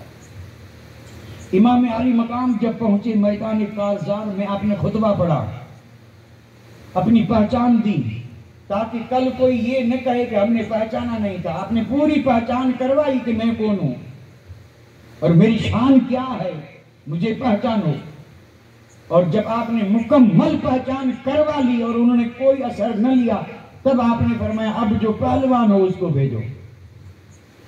اب ہے کسی پہلوان کی مجال، وہ نوجوان شہزادوں کا مقابلہ شامی پہلوان نہیں کر سکتے تھے، بڑے بڑے ارزق جیسے پہلوان، اس کے 4 بیٹے، اور ان شہزادوں کے وار میں جب آئے تو پھر یہ سر جو تھا وہ سر تن سے ایسے جدا ہوا جیسے کھیرے اور ککڑی کو کاٹ رہے ہیں، اور تھے بھی پیاسے، تھے بھی بھوکے، 7ویں تاریخ سے پانی بند تھا، اس حال میں ہے۔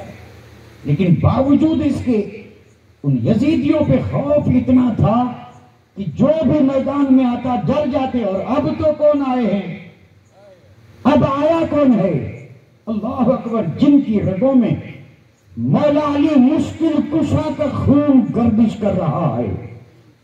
قافلے کے سالار سید الشہداء امام علی مقام پہنچے ہیں میدان میں، اب آئے کون، اور یہ کون ہیں، شاہ مرداں، شیر یزداں، قوت پروردگار، لا فتح الا علی، لا سیف الا ذوالفقار، رگوں میں علی کا خون تھا، ہاتھ میں ذوالفقار، علی کی تلوار تھی۔ اور امام علی مقام آئے ہیں جب اس میدان میں، تو کسی کی ہمت نہیں کہ آگے بڑھ کر کے انفرادی مقابلہ کرے۔ اگر کوئی آیا بھی ہے تو پھر اسے کھیرے اور ککڑی کی طرح کٹنا پڑا ہے، کٹتے جا رہے ہیں، آتے جا رہے ہیں۔ اور پھر ان یزیدیوں نے، ابن زیاد اور ابن سعد کی کمامیں تھے، انہیں حکم دیا گیا کہ انفرادی طور پہ اگر مقابلہ کریں گے تو 22,000 مارے جائیں گے، اور یہ شیر اسی طرح سب کو قتل کرتا رہے گا۔ ایک ایک کر کے مقابلہ کر نہیں سکتے، کیونکہ شیر خدا مولا علی مشکل کشا کے شہزادے ہے۔ دوپہر کا وقت ہے، صبح سے اس وقت تک لاشیں اٹھائی ہیں، میدان میں گئے ہیں تو 72 زخم لگے، 72 زخم۔ اور پہلے میں نے عرض کیا تھا کہ جتنے زخم باہر تھے اتنے ہی اندر تھے، اتنے ہی اندر تھے۔ اندر کون سے زخم تھے؟ شہزادہ ہو یا رفیق ہو، جو بھی شہید ہوتا تھا تو زخم لگتا تھا، وہ زخم دل پہ لگتا تھا۔ اور یہ باہر کے زخم سے وہ زخم زیادہ تکلیف دے اور زیادہ درد والا تھا۔ یہ باہر بھی زخمی ہیں، اندر بھی زخمی ہیں۔ اور جب ان یزیدیوں نے دیکھا کہ اکیلے مقابلہ کر نہیں سکتے تو پھر ابن سعد نے حکم دیا کہ چھوڑو اکیلے کو، چاروں طرف سے گھیر کے اور ان پر تیروں کا منہ ہی برسا دو۔ اللہ اکبر! آپ اندازہ فرمائیں، 22,000 کا لشکر ہے اور بیچ میں امام علی مقام ہیں، تیروں کی برسات ہے، تلواروں کی جھنکار ہے، نیزے ہیں، برسیاں ہیں، بھالے ہیں، اور بیچ میں نواز رسول کی ذات ہے، تنہا امام علی مقام کی ذات ہے۔ اور یہ ذات آنے والے ہر آدمی کو اپنے اس کردار سے پیغام دے رہی ہے کہ ایمان کا یہ حال دیکھ کر کے اندازہ لگا لینا کہ دین کتنی عظیم چیز ہے کہ جس کے لیے حسین اتنی تکلیفیں اٹھا رہا۔ اور پھر وہ وقت بھی آیا کہ آپ زمین پر آئے، شمر سینے پہ آئے۔ آپ نے پوچھا وقت، تو اس نے کہا کہ وقت تو بھائی دن ڈھلنے کو ہے، جمعے کا وقت ہے۔ تو آپ نے فرمایا کہ اس وقت تو میرے نانا جان کے خطیب منبروں پہ خطبہ پڑھ رہے ہیں اور یہ تو نماز کا وقت ہے، ذرا سا ہٹ جا تاکہ سجدہ کریں۔ حال کیا ہے پھر بھی یاد کیا ہے سجدہ؟ کیوں؟ اس لیے کہ اسی سجدے کو تو بچانے گئے تھے، اسی سجدے کو بچانے کے لیے تو اتنی ساری قربانیاں تھیں۔ شمر جب سینے سے ہٹا تو آپ نے تیمم کیا اور ایک سجدہ جو سر رکھا تھا سجدے میں، تو بزرگان دین فرماتے ہیں کہ یہ سجدہ وہ تھا کہ جس سے امام کے سجدے کی شروعات ہوئی ہے، یعنی زندگی کا سجدہ آخری تھا اور وہاں اس سجدے کی شروعات ہوئی ہے۔ اور فرماتے ہیں اس وقت بھی امام سجدے میں اور قیامت میں بھی سجدے میں اٹھیں گے، اور یہ حدیث سے ثابت ہے۔ میرے آقا نے فرمایا جس حال میں روح نکلتی ہے قیامت میں وہ اسی حال میں اٹھے گا، تو گویا کہ سجدے ہی میں ہیں۔ آپ کو اس وقت بھی سجدہ یاد آیا اور یہ سجدہ کر کے آپ نے قیامت تک آنے والے اپنے چاہنے والوں کو یہ درس دے دیا کہ بچایا میں نے ہے، ادا تم کرنا، بچایا میں نے ہے، ادا۔ اس لیے الحمدللہ جو بھی سچا حسینی ہے وہ ہر حال میں یہ سجدہ ادا کر رہا ہے۔ امام علی مقام اس طرح جام شہادت نوش فرما کے اور اپنے مقصد میں کامیاب ہوئے، لیکن یزیدیوں نے پھر کیا کیا؟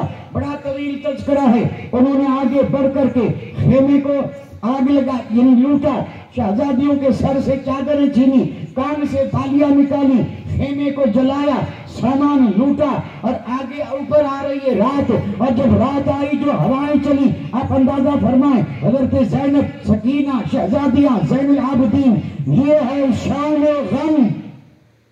لفظ ضرور سنا ہوگا لیکن کسی نے کبھی غور نہیں کیا کہ شام غم کس کو کہتے ہیں۔ یہ ہے شام غم۔ اللہ اکبر! پردیس میں ہیں، سامنے لاشیں بکھری ہیں، ہوا چل رہی ہے اور آوازیں آ رہی ہیں، اوپر آسمان ہے، نہ کھانا ہے نہ پینا ہے، اور یہ وہ مقدس خاندان ہے جس کے صدقے میں سب کو پانی ملا، جن کے در سے خیرات مل رہی ہے کہ ہم کھا پی رہے ہیں، جب ان کا صدقہ کھا رہا ہے، لیکن وہ بھوکے بھی ہیں اور پیاسے بھی ہیں، لیکن ہیں کس لیے؟ تو جواب یہی آئے گا، دین کے لیے۔ رات بیتی اس حال میں، صبح یزیدیوں نے اپنے جتنے مارے دین سب کو دفن کیا، اور امام عالی مقام کے جتنے بھی شہزادے رفقا شہید ہوئے تھے سروں کو الگ کیا اور دھڑوں پر گھوڑے دوڑائے، چکنا چور کر دیا۔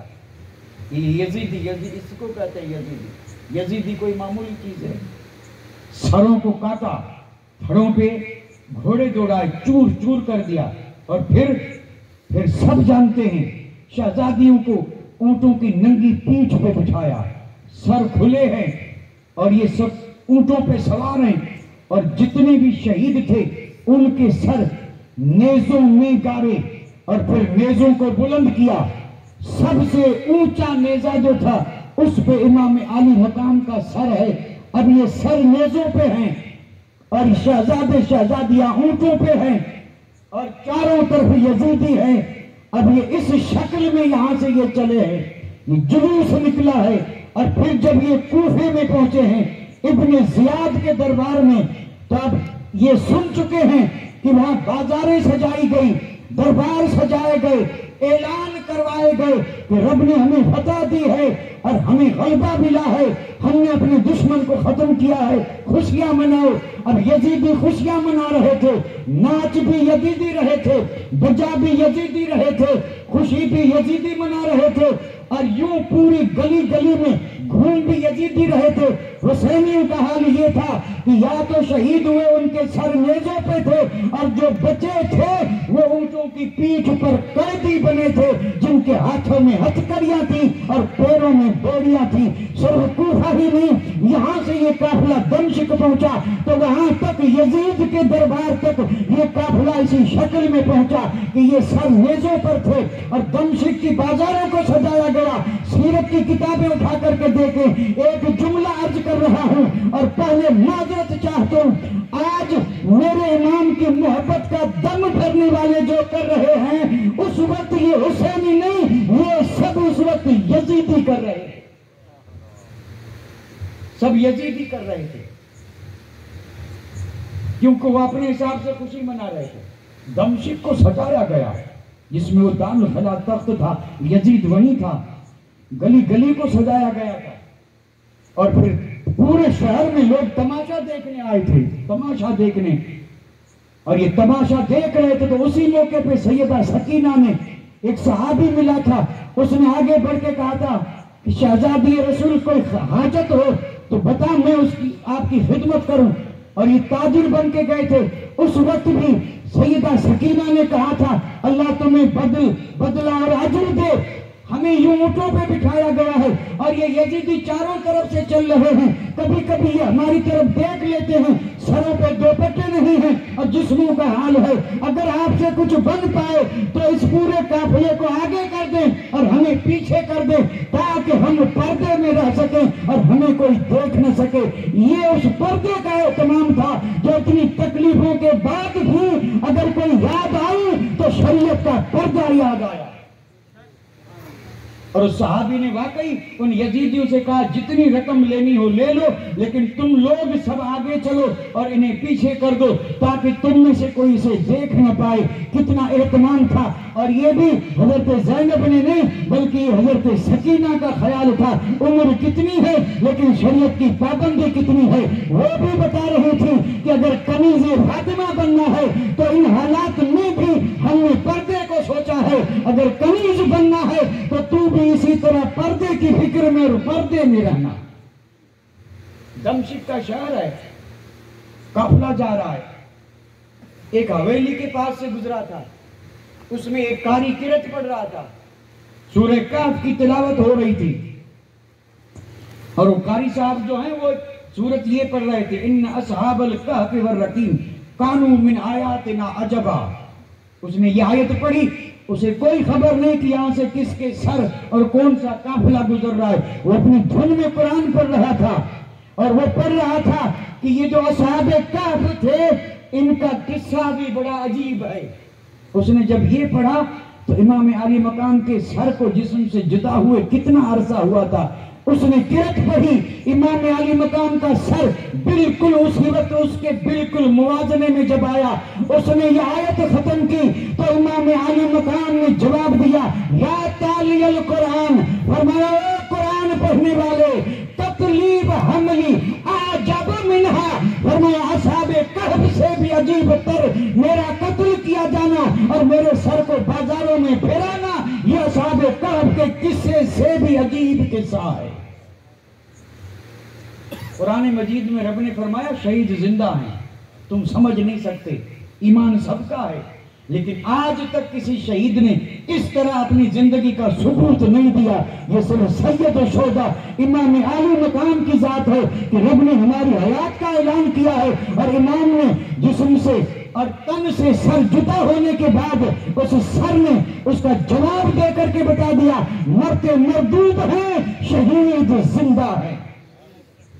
آپ نے فرمایا میرا قتل کیا جانا، اٹھایا جانا اس سے بھی زیادہ عجیب تر ہے، اس سے بھی زیادہ عجیب تر ہے. یزید نے بھی وہی کیا جو ابن زیاد نے کیا تھا، بے حرمتی کی تھی. صحابی بیٹھے تھے، انہوں نے کہا کہ تو اوپر بیٹھا ہے اور سر امام علی مقام کو تشت میں نیچے رکھا ہے اور چھڑی سے آپ کے لبوں پہ تو اس طرح ٹھوکے دے رہا ہے، خبردار. اس صحابی نے کہا قسم رب کی میں نے ان ہونٹوں کو مصطفیٰ کو بوسہ دیتے اور چومتے دیکھا ہے.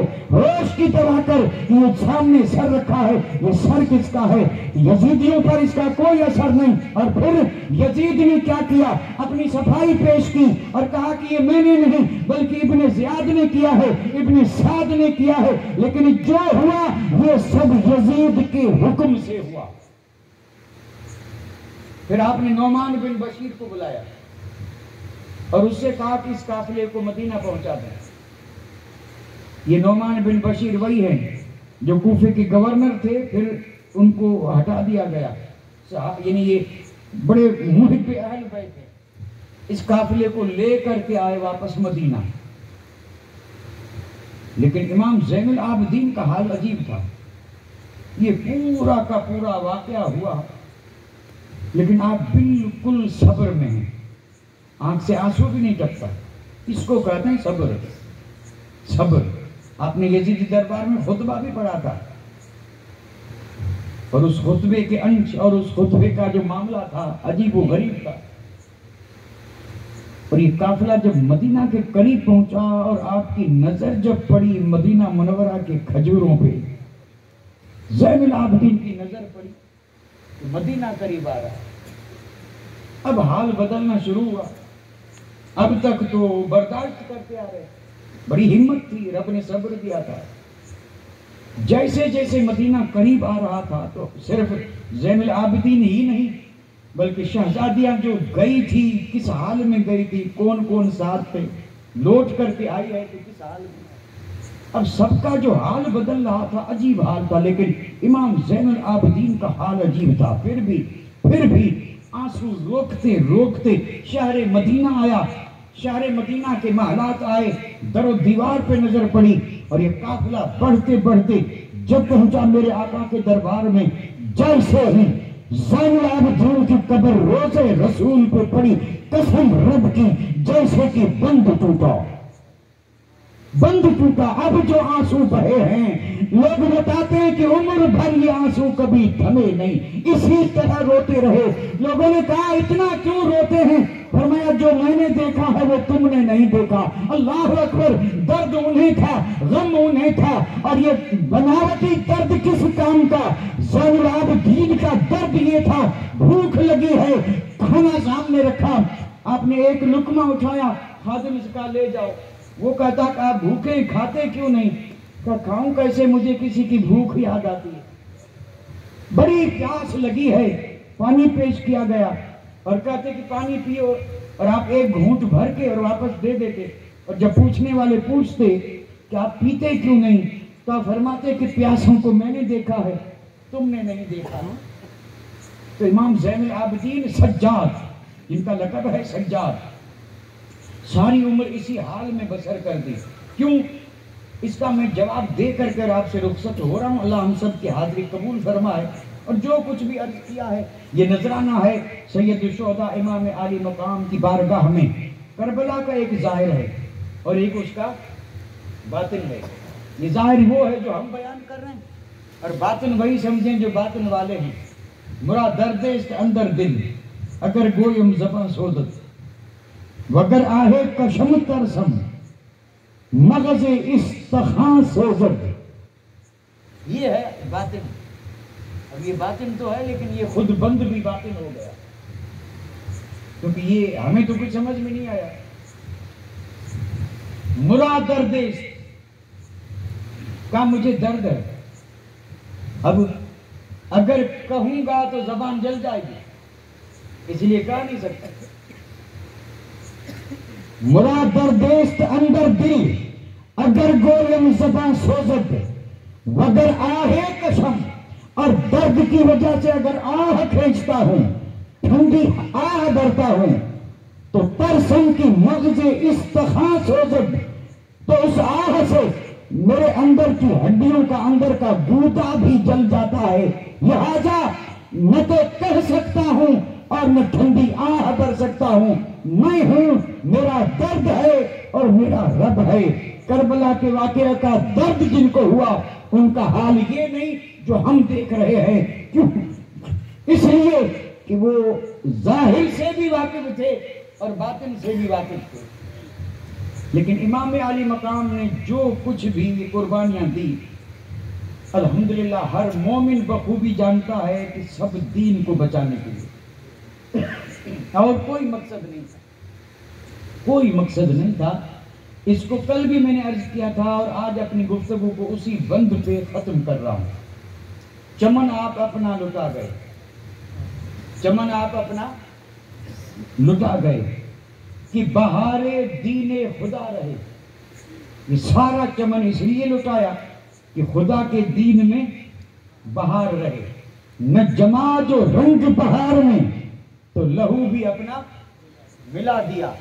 یعنی سارا چمن لٹا کے اور پھر بہار جب پیدا ہوئی دیکھا رنگ جمع نہیں ہے، تو پھر کربلا کے میدان میں نواز رسول میں اس میں اپنا خون ملا کر کے اور پھر اس بہار کے رنگ کو جما دیا، جو انشاءاللہ قیامت تک یوں ہی جمع رہے گا. وما لینا الا البلاغ وآخر دعوانا ان الحمد للہ رب العالمین.